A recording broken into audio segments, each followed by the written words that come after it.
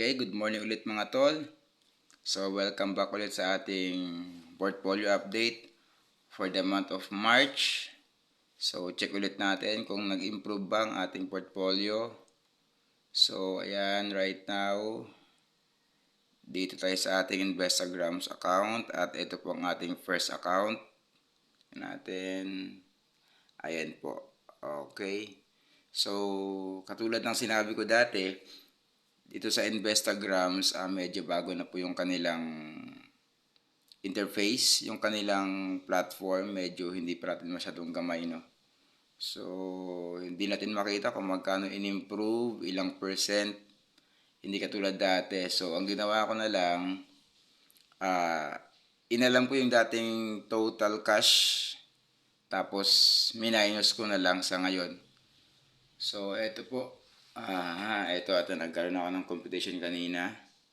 So, ayan, ako, labo. Paano ba? Ayan. So, ito po sa ating first account. Ayan, o.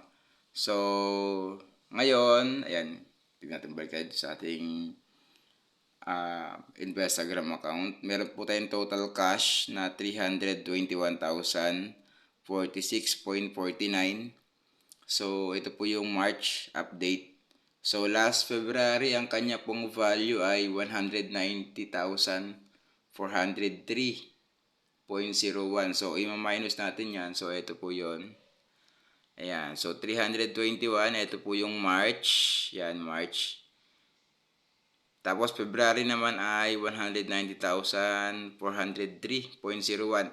So, ibig sabihin, for the month of March, yung sa ating pong first account, kumita po tayo ng 130,643.48. So, medyo malaki din, no? Nag-improve din yung ating account dito.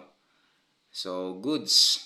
So, hindi pa rin nakakabawi sa dating mga losses. So, ang goal natin, mabalik to sa sa 1 million yung ating account na to. So, yun lang muna sa ating first account. So, ibig sabihin, nag-gain po tayo dito.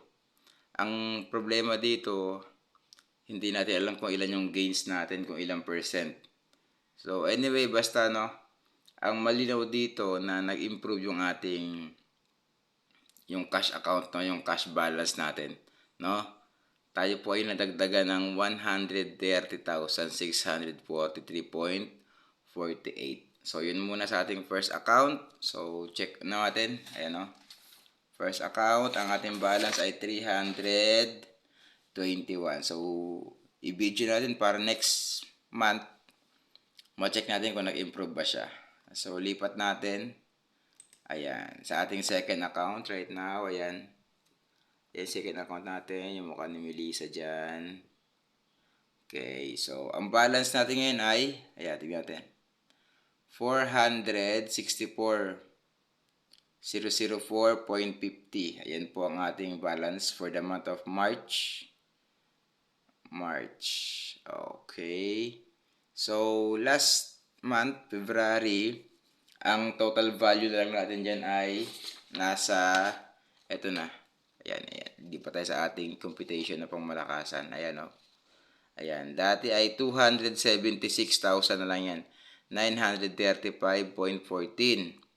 So, kung siya po ay naging 464,004.50, ibig sabihin po, for the month of March, nag-gain po tayo ng 187,069.36. So, not bad pa rin. Pero, tulad nga na sinabi ko, malayo pa rin doon sa ating idea na bumalik sa ating dating 1 million cash value.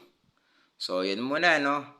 So, ganun pa rin. Hindi tayo magka-cut loss. Ay, ibig sabihin, hindi tayo mag-reset ang account. Ang gagawin lang natin dito ay try natin pabalikin sa 1 million. So, kung magawa natin, ilang buwan ba, ilang taon.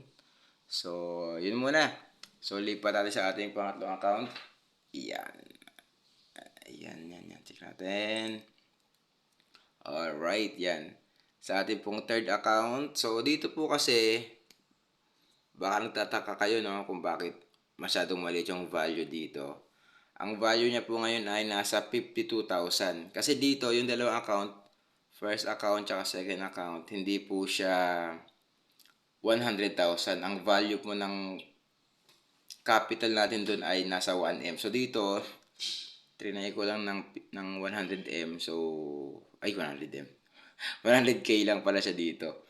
Utik, nagkakamali-mali pa ako. Ayan, so ang value na ay 52,409.79. So last March, ang kanyang value ay nasa, ilan lang? Ayun o, nasa 33,401.36. So kung i-ano natin, i-minus natin yan, ang kalalabasan po ay 19,008.43. So hindi pa rin, no? Not bad pa rin, at least nag-gain tayo. So yun muna. So balikan natin next month ulit. Ano yun, for the month of April naman yon. So goal talaga natin bumalik to sa 100K, tapos yung dalawa bumalik sa 100M. So yan muna mga guys. So thank you. Bye-bye.